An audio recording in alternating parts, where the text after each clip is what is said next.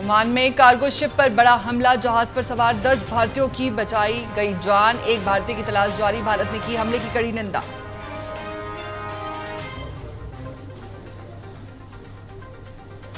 बीस जुलाई से शुरू होगा संसद का मॉनसून सत्र। 19 जुलाई को बुलाई सर्वदलीय बैठक। सरकार मांगेगी विपक्ष का सहयोग।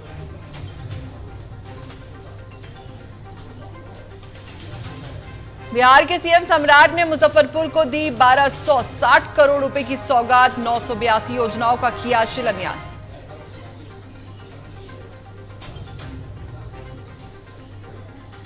ईरान जंग के बीच अमेरिकी राष्ट्रपति डोनाल्ड ट्रंप के बड़े सपोर्टर लिंडसे ग्राहम का 71 साल की उम्र में निधन। अचानक तबीयत बिगड़ने के कारण हुआ निधन।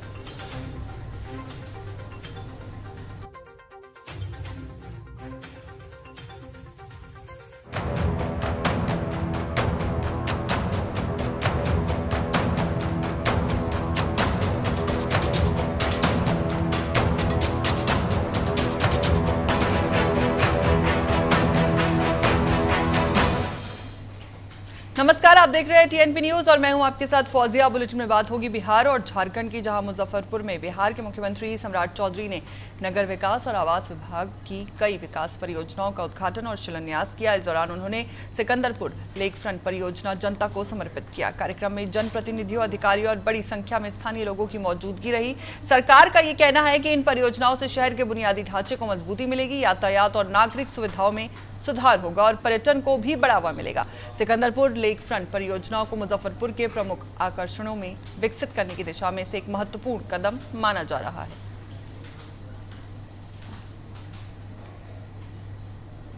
के महिलाओं को मुख्यमंत्री महिला रोजगार योजना के तहत हम लोग उनको रोजगार के लिए राशि उपलब्ध कराएंगे।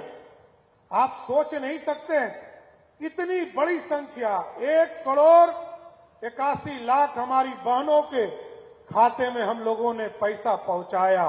और बता देना चाहता हूं, दूसरा किस्त हो या कुछ बहनें हमारी जो छूट गई है उनको भी आश्वस्त करता हूं, इसी महीने हमारा 100 दिन पूरा हो रहा है हमारी सरकार का। उस दिन आप सभी बहनों के खाते में फिर से आपके खाते में राशि देने का काम हमारी सरकार करेगा। साथ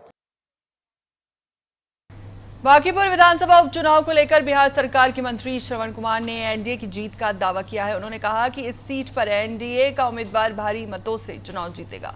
श्रवण कुमार ने कहा कि प्रधानमंत्री नरेंद्र मोदी, पूर्व मुख्यमंत्री नीतीश कुमार, सीएम सम्राट चौधरी और एनडीए के अन्य नेताओं पर बिहार की जनता को भरोसा है और इसी भरोसे के दम पर बांकीपुर में एनडीए को बड़ी जीत मिलेगी। उन्होंने ये भी कहा कि राजद कभी बांकीपुर विधानसभा सीट नहीं जीत सकेगी और आगे भी इस सीट पर जीत हासिल नहीं कर पाएगी।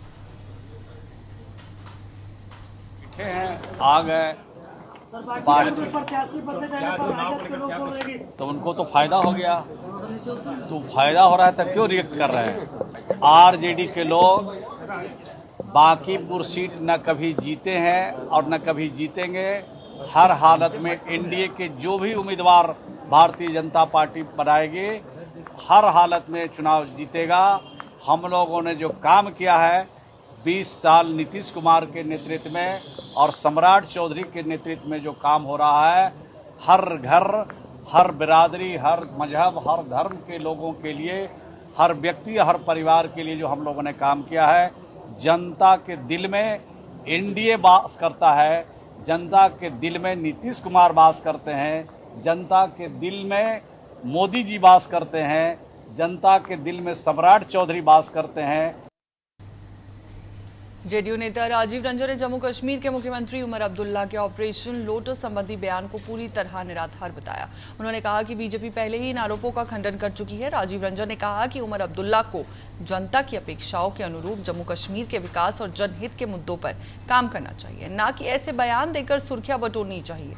उन्होंने दावा किया कि जम्मू कश्मीर में रोजगार के अवसर बढ़े हैं, पर्यटन में तेजी आई है और इससे राज्य की अर्थव्यवस्था को फायदा हुआ है। ये आरोप पूरी तरह से निराधार है। भारतीय जनता पार्टी ने आधिकारिक तौर पर इन आरोपों का खंडन किया है और उमर अब्दुल्ला जी को निसंदेह जम्मू कश्मीर को लेकर के जो जन आकांक्षाएं हैं उनको पूरा करने की दिशा में आगे बढ़ना चाहिए। जनता ने उम्मीदों के साथ सरकार बनाने का जनादेश दिया, लेकिन लगातार अनर्गल आरोपों के जरिए सुर्खियां बटोरना, मुझे नहीं लगता है कि इससे उनकी समस्याओं का समाधान होने जा रहा है। इसलिए इन आदतों पर नियंत्रण हासिल करके जो कश्मीर में एक व्यापक बदलाव का परिदृश्य आज दिख रहा है, जिस तरह से लोगों को रोजगार मिल रहा है, परंपरागत कारीगरी के क्षेत्र में कश्मीर लगातार बेहतर दिशा में आगे बढ़ रहा है। बिहार के गयाजी स्थित विपाड में आयोजित विधायकों के अभिमुखीकरण और प्रशिक्षण कार्यक्रम के दौरान उत्तर प्रदेश विधानसभा अध्यक्ष सतीश महाना ने पौधारोपण किया। इस मौके पर बिहार विधानसभा अध्यक्ष डॉक्टर प्रेम कुमार भी मौजूद रहे। दोनों विधानसभा अध्यक्षों ने एक पेड़ मां के नाम अभियान के तहत पौधा लगाकर पर्यावरण संरक्षण का संदेश दिया। उन्होंने लोगों से अधिक पौधे लगाने और जन भागीदारी के साथ वृक्षारोपण अभियान को आगे बढ़ाने की अपील की। इस कार्यक्रम में विधायकों को प्रशिक्षण और कई विषयों पर जानकारी भी दी गई।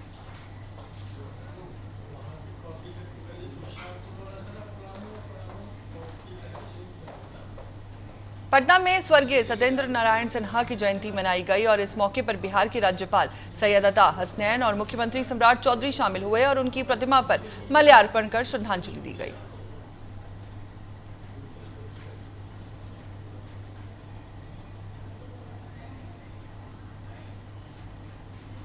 बिहार के सिवान जिले में पुलिस ने जाली भारतीय नोट बनाने और खपाने वाले गिरोह का पर्दाफाश किया। सदर 2 एसडीपीओ गौरी कुमारी के नेतृत्व में छापेमारी कर एक महिला को गिरफ्तार किया गया और पुलिस ने मौके से प्रिंटिंग सामग्री, 5 लाख से ज्यादा के नकली नोट और 88,000 रुपए की असली मुद्रा बरामद की। जांच में कई नोटों पर एक ही सीरियल नंबर मिला। वहीं महिला की निशानदेही पर पुलिस ने उसके भाई मनु दुबे को भी गिरफ्तार किया। साथ ही गिरोह के अन्य सदस्यों की तलाश जारी है। मेरवा थाने को सूचना मिली थी कि एक महिला के द्वारा मेरवा थाना अंतर्गत ग्राम पंडितपुरा में जाली नोट प्रिंट करने का, फोटोकॉपी करने का काम किया जा रहा है। उक्त सूचना के सत्यापन के उपरांत एक टीम का गठन किया गया। इस टीम में पुलिस इंस्पेक्टर रत्नेश कुमार, मेरवा थाना अध्यक्ष राहुल कुमार के द्वारा बताए गए स्थान पर छापेमारी की गई। उस स्थान पर छापेमारी करने के बाद यह पाया गया कि एक महिला विमल देवी, जो कि नोट को प्रिंटर मशीन की सहायता से फोटोकॉपी कर रही है एवं कुछ चीज़ें वो अपनी तरफ से इस्तेमाल करके उस नोट को लगभग असली नोट दिखने जैसा बनाने का प्रयास कर रही थी।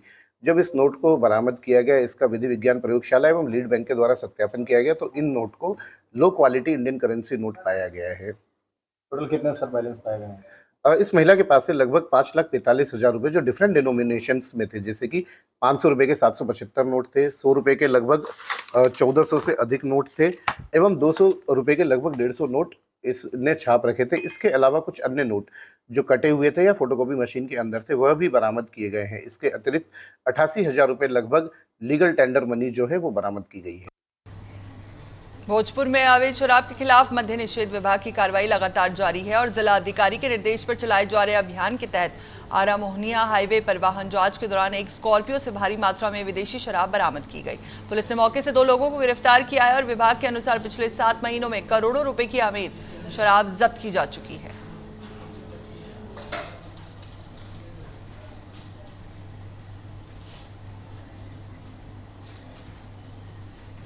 मोतिहारी के जिला शिक्षा पदाधिकारी कार्यालय परिसर में एक व्यक्ति की संदिग्ध परिस्थिति में मौत हो गई। मृतक की पहचान शिक्षिका रश्मि स्वराज के पति अरविंद कुमार के रूप में हुई है और परिजनों का आरोप है कि समय पर एम्बुलेंस और इलाज नहीं मिलने से उनकी जान गई। ये बताया गया है कि 4 साल के बकाया वेतन भुगतान को लेकर वे डीईओ कार्यालय पहुंचे थे, जहां अचानक सीने में दर्द के बाद गिर पड़े। घटना के बाद परिजनों ने शव रखकर प्रदर्शन किया।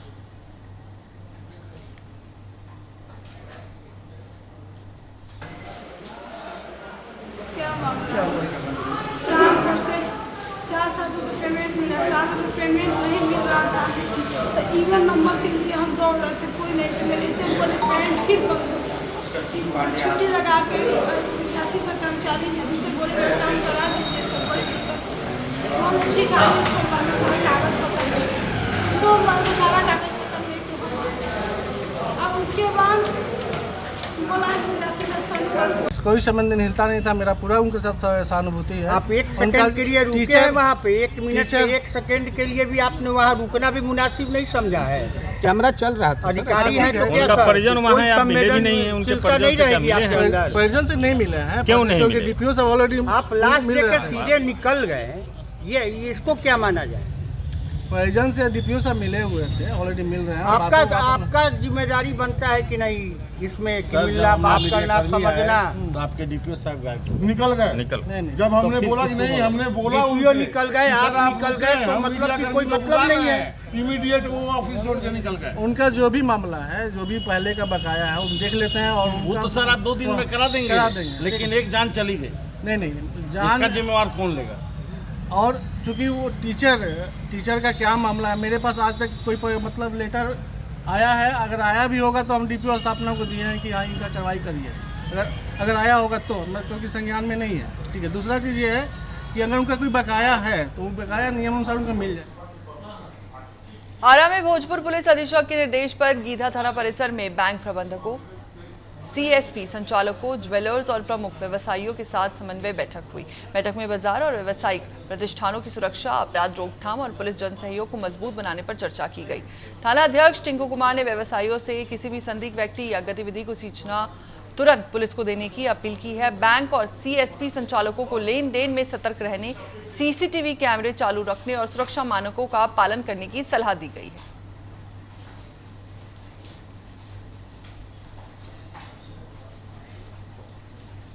मधुबनी के एसपी ग्रामीण शिवम धाकर ने बेनीपट्टी में कानून व्यवस्था का जायजा लिया। उन्होंने एसडीपीओ कार्यालय में एसडीपीओ अमित कुमार से इलाके की भौगोलिक जानकारी, संगठित अपराधियों और इंडो नेपाल बॉर्डर से जुड़े मामलों की जानकारी ली। एसपी ने कहा कि बेहतर पुलिसिंग के लिए सभी अनुमंडलों का दौरा कर स्थानीय समस्याओं को समझा जा रहा है और उन्होंने बताया कि बॉर्डर क्षेत्र से होने वाली शराब तस्करी और अपराधियों के नेपाल भागने की घटनाओं पर रोक लगाने के लिए सख्त कार्रवाई की जाएगी। जो बेनीपट्टी अनुमंडल है उसका दौरा किया गया। उसी क्रम में बेनीपट्टी एसडीपीओ साहब के ऑफिस का निरीक्षण किया गया। इसमें अभी रूरल एसपी में मेरी अभी पोस्टिंग हुई है, 1 वीक पहले मैंने ज्वाइन किया है। तो सभी जो एरिया है मेरे अंडर, जो अनुमंडल है, उन सभी का मैं दौरा कर रहा हूँ, विजिट कर रहा हूँ और वहाँ की जो प्रॉब्लम्स हैं, जो लोकल लोग हैं, उनकी जो प्रॉब्लम्स हैं उनको आइडेंटिफाई करके उनका समाधान करने की कोशिश की जा रही है। इसके अलावा मेरी प्राथमिकता ये भी रहेगी कि जो रूरल एरिया है उसके हिसाब से पुलिसिंग को थोड़ा इम्प्रूव किया जाए। इसी के साथ साथ, क्योंकि ये नेपाल से भी लगता है, नेपाल बॉर्डर है यहाँ से, तो जो वहाँ के इश्यूज़ हैं, स्पेशली दारू का जो आवागमन है, बाकी जो ये है, जो अभियुक्त होते हैं वो उसमें भाग जाते हैं नेपाल में यहाँ पे क्राइम करके, उन सब पे एसडीपीओ साहब के साथ, एसएचओ लोगों के साथ, पूरी पुलिस टीम के साथ मिलकर काम किया जाएगा। और इसके अलावा ये है कि जो जनता है उनकी जो प्रॉब्लम्स हैं उनको जल्द से जल्द सुलझाने की कोशिश की जाएगी। और उनका जो ये टेंडेंसी रहती है कि उनको 10 जगह जाना पड़ता है, 10 जगह फ़ोन करना पड़ता है, उस चीज़ में सुधार लाया जाएगा कि जिस ऑफिस में उनका काम है उस ऑफिस में उनका एक ही बार में काम हो जाए। ब्रेक के बाद एक बार फिर से आप सभी का स्वागत है और खबरों में आगे बढ़ेंगे, जहां जमुई जिले में बिहार पुलिस अवर सेवा आयोग की ओर से आयोजित मद निषेध अवर निरीक्षक पद की पारंपरिक परीक्षा शांतिपूर्ण माहौल में हुई। जिले के 10 परीक्षा केंद्रों पर कुल 4,952 अभ्यर्थियों ने परीक्षा दी। परीक्षा को लेकर प्रशासन ने सुरक्षा के कड़े इंतजाम किए थे। केंद्रों पर प्रवेश से पहले अभ्यर्थियों की जांच की गई। परीक्षा केंद्रों के गेट सुबह 10:30 बजे बंद कर दिए गए। परीक्षा की निगरानी के लिए वीडियोग्राफी, बायोमेट्रिक हाजिरी और फोटोग्राफी की व्यवस्था की गई थी।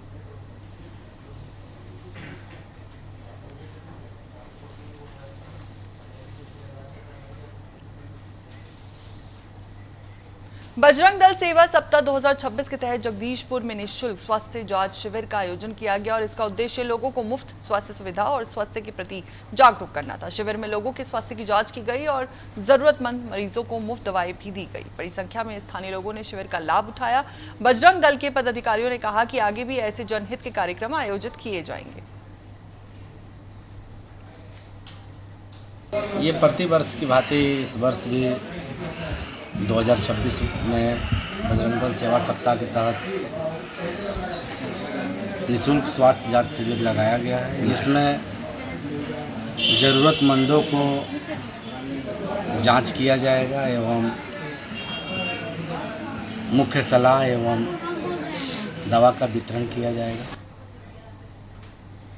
विश्व जनसंख्या दिवस के अवसर पर सीतामढ़ी के सदर अस्पताल में 11 से 31 जुलाई तक चलने वाले जनसंख्या स्थितिकरण पखवाड़ा का शुभारंभ किया गया। कार्यक्रम का उद्घाटन civil surgeon doctor R K. Yadav और अन्य अधिकारियों ने किया। डॉक्टर यादव ने कहा कि सीमित और नियोजित परिवार से बेहतर स्वास्थ्य, शिक्षा और आर्थिक मजबूती मिलती है। उन्होंने बताया कि भारत की कुल प्रजनन दर 2.1 जबकि बिहार की 2.9 है। उन्होंने कहा कि जनसंख्या पर लगाम लगाने के लिए परिवार नियोजन की जानकारी लोगों तक पहुंचाना जरूरी है।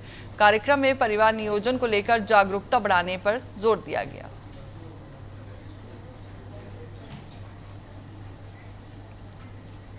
साहिबगंज में झारखंड जर्नलिस्ट एसोसिएशन की बैठक आयोजित हुई और बैठक की अध्यक्षता प्रखंड अध्यक्ष शाहजहां काजू ने की। इस दौरान मतदाता सूची के विशेष गहन पुनरीक्षण अभियान को लेकर पत्रकारों को जागरूक किया गया। अधिक से अधिक पात्र मतदाताओं का गणना प्रपत्र भरवाने और किसी भी योग्य व्यक्ति का नाम मतदाता सूची से नहीं छूटे, इस पर जोर दिया गया। बैठक में संगठन के सदस्यता अभियान को तेज करने, नए सदस्यों को जोड़ने, पत्रकारों के हितों की रक्षा और उनकी समस्याओं के समाधान को लेकर भी चर्चा की गई।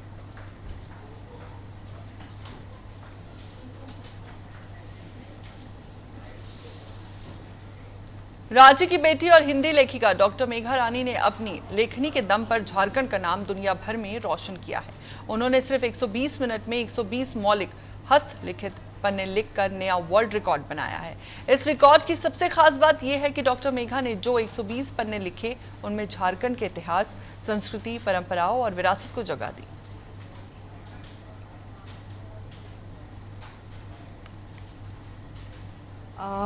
मेरा अभी एक वर्ल्ड रिकॉर्ड बना है जिसमें मोस्ट पेजेस लिखने थे 120 मिनट्स में, तो मैंने 120 पेजेस लिखे हैं 120 मिनट्स में जी। और दुनिया की सबसे फास्टेस्ट हिंदी लिखने वाली महिला बनी हूँ। मेहनत तो बहुत थी, बिना प्रयास के तो ये पॉसिबल ही नहीं है, क्योंकि हाँ मैं भी एक इंसान ही हूँ, बिना प्रयास के नहीं है। बट यही है कि एक बचपन का एक आदत होती है लिखने की, ये भी नहीं है कि। कांग्रेस नेता कन्हैया कुमार ने छात्रों की गूंज अभियान के तहत केंद्र सरकार की शिक्षा व्यवस्था पर सवाल उठाए। उन्होंने कहा कि ये अभियान देश के 28 शहरों में चलाया जा रहा है, जिसमें पेपर लीक, समय पर परीक्षा और सत्र नहीं होने, हॉस्टल सुविधाओं की कमी तथा पढ़ाई के बाद रोजगार जैसे मुद्दे उठाए जा रहे हैं। कन्हैया कुमार ने कहा कि अभियान के जरिए छात्रों की समस्याएं राहुल गांधी और नेता प्रतिपक्ष तक पहुंचाई जा रही है। उन्होंने शिक्षा मंत्री धर्मेंद्र प्रधान के इस्तीफे, पेपर लीक की निष्पक्ष जांच और देश में एक समान शैक्षणिक कैलेंडर लागू करने की मांग की।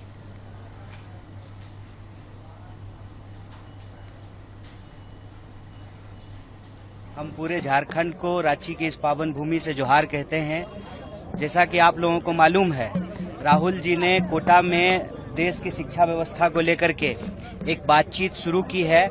वो बातचीत वो एक मुहिम का रूप ले चुका है और जो इस देश के विद्यार्थियों की आवाज है, वो आवाज गूंज बनती जा रही है।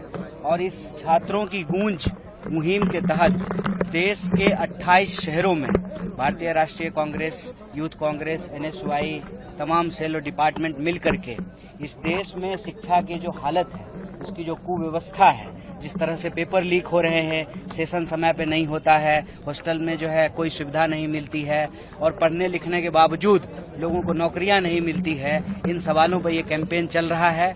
इस कैंपेन के माध्यम से जो विद्यार्थियों का दर्द है, उस दर्द को हम लोग सुन रहे हैं, नेता प्रतिपक्ष तक पहुंचा रहे हैं और नेता प्रतिपक्ष का जो संकल्प है इस देश की शिक्षा व्यवस्था को बदलने का।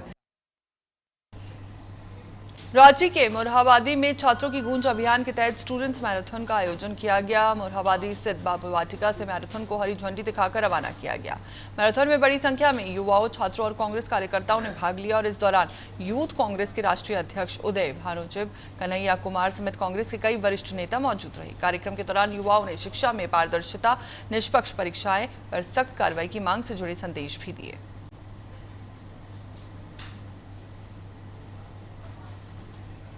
सरकार जो है पेपर लीक माफिया चला रही है, वो हम सहेंगे नहीं। भारत का युवा आज राहुल गांधी जी के नेतृत्व में सड़कों में है, चल रहा है और ये बोल रहा है कि अब पेपर लीक माफिया नहीं चलेगा। एक तरफ वो छात्र हैं जो मिडिल क्लास फैमिली से हैं, लोअर मिडिल क्लास फैमिली, गरीब परिवारों से हैं, वो जितनी मर्जी मेहनत करें, दिन रात प्रयास करें, उनके माता पिता जितना मर्जी संघर्ष करें उन बच्चों को पढ़ाने के लिए, अंत में बीजेपी के राज में पेपर लीक हो जाता है और वो लोग जिनके पास करोड़ों रुपया है वो करोड़ों रुपए का, लाखों रुपए का वो पेपर खरीद लेते हैं और वो पैसे बीजेपी नेताओं की जेब में डाल देते हैं और अंत में सब जो भारत के युवा हैं, जो मध्यम परिवारों से हैं, उनकी मेहनत जाया हो जाती है।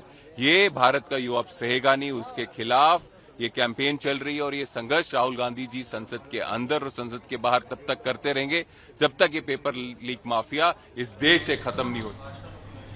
भागलपुर के हबीबपुर स्थित कब्रिस्तान में जनाजे के दौरान बड़ा हादसा हो गया। अंतिम संस्कार की रस्म के समय जनाजे की खाट 11,000 वोल्ट के नीचे लटक रहे बिजली के तार से छू गई, जिससे कई लोग करंट की चपेट में आकर घायल हो गए। स्थानीय लोगों और पुलिस की मदद से सभी घायलों को अस्पताल पहुंचाया गया। ग्रामीणों ने बिजली विभाग की लापरवाही का आरोप लगाते हुए कहा कि कई जगह हाई टेंशन तार नीचे लटके हैं।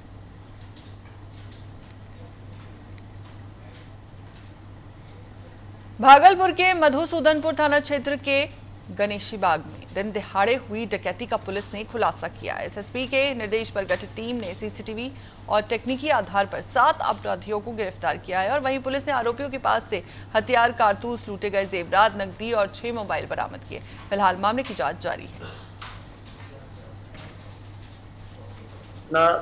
फर्स्ट हाफ में सुबह में घटित हुई थी, जिसमें गणेशी बाग जो मधुसूदनपुर थाना अंतर्गत आता है, उसमें नीलू देवी पति रविशंकर रजक के घर पे जब वो घर के बाहर अपना मोबाइल देख रही थी और कुछ नकाबपोश कपड़ा मुंह पे बांधे हुए 3-4 अभियुक्त आते हैं और अपराधी किस्म के और हथियार लेके और इनको घर के अंदर ले जाते हैं और वहाँ पे इनका हाथ बांध देते हैं और फिर इनको डरा धमका के इनके घर में जो भी कुछ पैसे और ज्वेलरी सामान थे उसको वो लोग लूट के लेके चले जाते हैं, फरार हो जाते हैं। तो उसके आलोक में जैसे हम लोगों को ज्ञात होता है, तुरंत हम लोगों ने एक टीम का गठन किया एसआईटी का, जिसका नेतृत्व स्वयं नगर पुलिस अधीक्षक कर रहे थे और इस टीम में अनुमंडल पुलिस पदाधिकारी राकेश और थानाध्यक्ष मधुसूदनपुर, साथ में हमारे डीआईओ की टीम थी और अन्य भी हमारे कई ऑफिसर इसमें सहयोग कर रहे थे। और उसी के आलोक में जो हम लोगों का सीसीटीवी फुटेज और मोबाइल का तकनीकी अनुसंधान और साथ में जो कुछ मैनुअल इनपुट आया, उसके आधार पे हम लोगों ने एक घटना को उद्भेदन किया और इसमें शामिल सभी अभियुक्त गिरफ्तार हो गए। और इसी के साथ बिहार झारखंड की खबरों में इतना ही। देश और दुनिया की तमाम खबरों के लिए जुड़े रहिए टीएनपी न्यूज के साथ। नमस्कार।